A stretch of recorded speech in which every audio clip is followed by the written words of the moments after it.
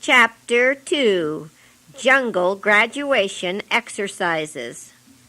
Doctor, doctor, letter, letter, doctor.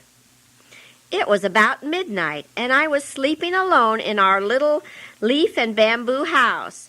Agnes and Nurse Gibbs had run down to Rangoon for a day or two to do some shopping. The Hamiltons were in the mission bungalow some 500 yards away. I was a young man. I worked hard, long hours, and slept like a log. Therefore, it took a moment or two for the cry, "Doctor, doctor," to reach my brain. When it did, it took another moment or two for my sound-asleep body to respond. But at last I managed to throw back the covers and step out of bed. However, that was as far as I could get, and that was all I could do, for looking out of the propped-open bamboo window to the ground 6 feet below, there I saw 3 almost naked men. Their bodies were all greased. Each held a gleaming sword-like knife in his right hand and a small oil lamp in his left. My eyes opened wide. My hair stood on end. My ears swelled out, and I stood there petrified. How long I stood there motionless, I cannot tell, but little by little I became conscious that they were handing up to me a piece of paper and saying, "Letter, letter, doctor." Little by little, encouraged by the fact that the men had made no movement to indicate that they had come to chop me up, I swallowed hard, stroked my hair down, patted my ears back into position, then reached out and took the letter. Quickly, I lighted my lamp and read, "Dear Mr. Hare, an Indian marijuana addict has run amok here in Camarung and has chopped up a Burmese woman and her 12-year-old son. Bring all of your needles and sutures and see what you can do." Signed, Baldwin. Suddenly I was very much awake.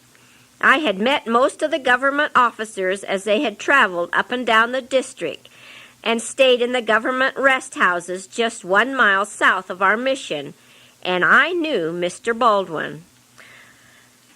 I tried getting some more information from the greased-up messengers, but that was useless. They were Burmese, and I couldn't understand their language, and neither could they understand my Karen. However, I sprang into action. I was clothed in seconds, and in a few minutes I had loaded all the needles and sutures I had into my medicine bag, and off we went. We walked single file, 2 of the greased messengers going ahead of me, and 1 fellow following after me.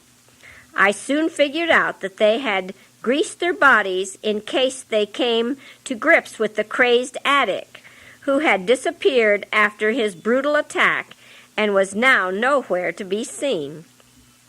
The men jumped at every crackling sound and held their knives at the ready. I jumped too. Those crackling sounds could also be tigers, for this was tiger country. Fortunately, we saw neither the maniac nor a tiger, and in 20 minutes we rounded a curve in the jungle path and entered the village. The street was ablaze with a dozen bonfires. The villagers, pale-faced and fearful, stood around peering into the shadows. "The doctor has come," shouted those nearest, and the cry was taken up all through the village. From the groups near the first fire stepped the headman. He spoke Karen. "I'm so glad you have come," he said. "It's terrible. I don't know if they are still alive or not." As he led me towards the house where they were, he gave me the gruesome particulars. I reached the house. He opened the door and pushed me in. "I can't bear to look at them," he said as he closed the door on me.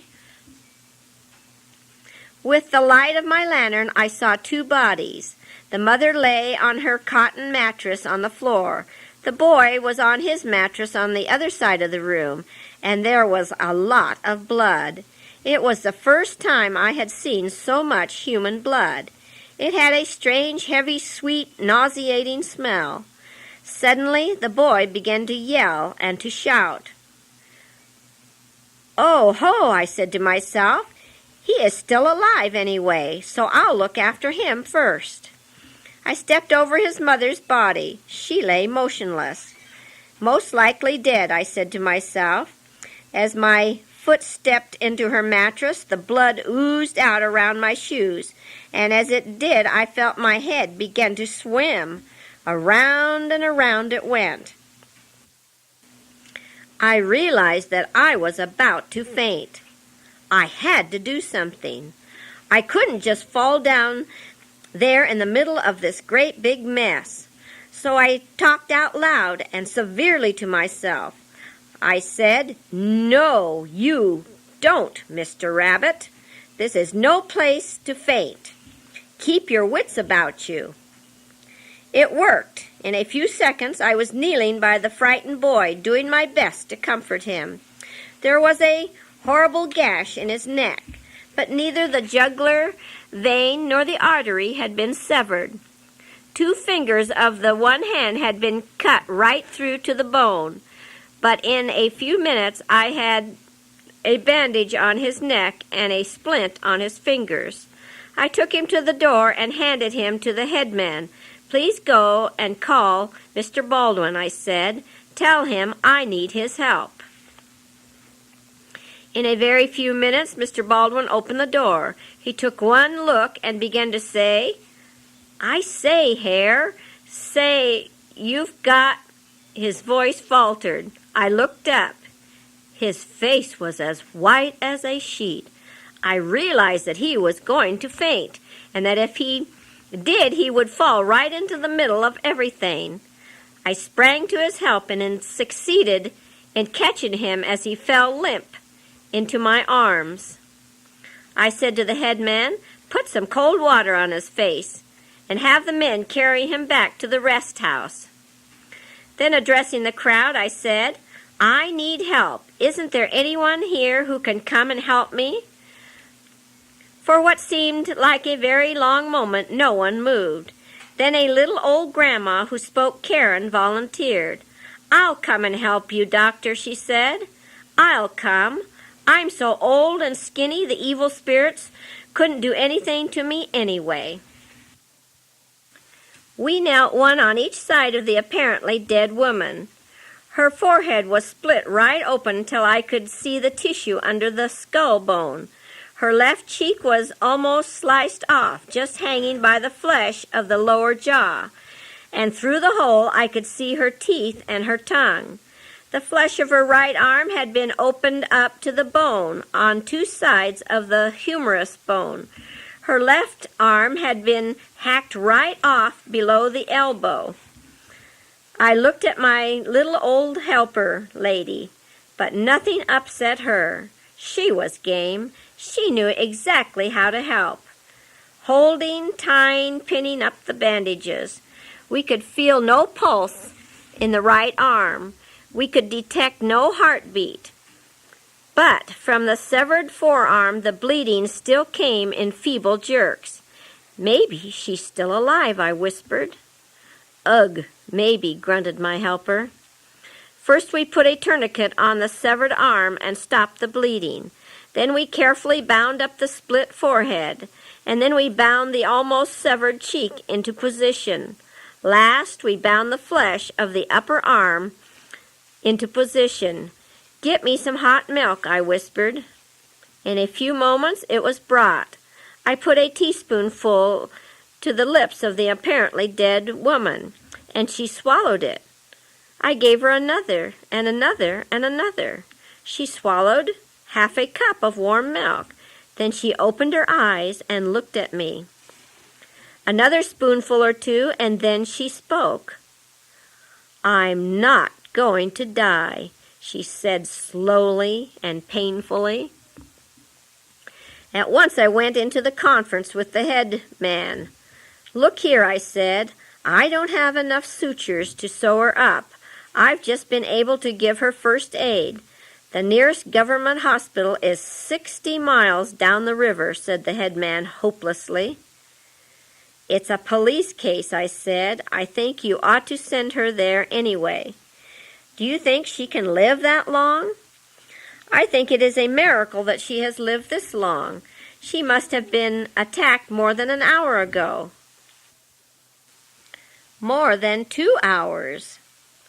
"Well, she is alive now. Let us get things moving," I urged. The head man did get things moving. He had some men make a bamboo litter, and we placed the patient on it. He commanded the largest canoe in the village and selected 6 of the strongest men to paddle it downstream.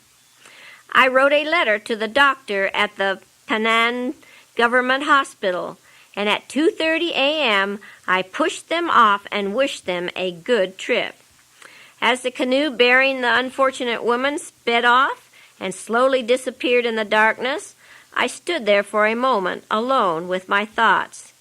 Then suddenly there was a sound of running, and a voice coming towards me called, "Doctor, doctor, do you want this?" It was too dark to see what the man was bringing me, but I put out my hands anyway to receive what he had for me. Into my hands he placed the cold, dead arm that had been hacked off. "No, no," I gasped. "We can't do anything with that any more. Take it away and bury it." Slowly I turned and made my way to Mr. Baldwin in the government rest house. He was wide-eyed and pale. "Sit down, Mr. Hare," he said, "and tell me all about it." So I did. I sat down and told him about the poor woman and how badly she was cut up. I told him about the game little old lady who helped me put the bandages on. I told him I felt as if a corpse had opened its eyes and spoken to me, and ended with the dead arm being placed in my hands. Mr. Baldwin shuddered. "I don't see how you can do it," he said. Then I was quiet for a few moments, for I didn't want to tell him how near I had come to keeling over and fainting myself. But I can tell you now, that was my graduation. After that, I was a real jungle doctor. No amount of blood or degree of being burned or mauled by tigers or gored by buffaloes or elephants ever made my head go around and around or my heart feel like fainting any more.